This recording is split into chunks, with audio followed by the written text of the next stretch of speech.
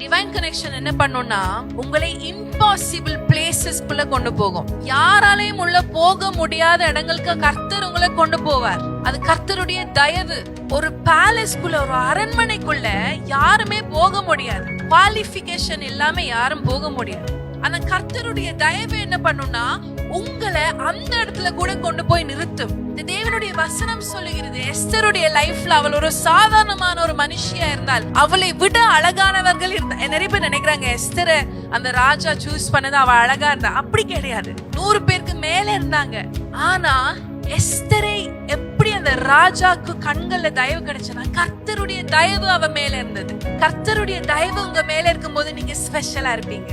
உங்கள் மேல கர்த்தருடைய தயவு இருக்கும்போது உங்களுக்கு ஒரு ஸ்பெஷல் லுக் இருக்கு, ஒரு ஸ்பெஷல் அப்பியரன்ஸ் இருக்கு. உங்கள் மேல கர்த்தருடைய பிரசன்னம் இருக்கு.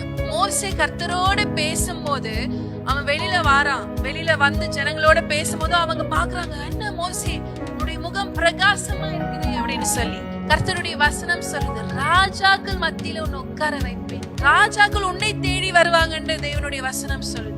இன்னைக்கு அநேகர் நம்மளை தள்ளி விடலாம், எங்களை வெறுத்து விடலாம். ஆனா கர்த்தருடைய தயவு எங்க லைஃப்ல வந்துச்சுன்னா அது எங்க லைஃப்ல தலைகீழா மாத்தி போறோம்.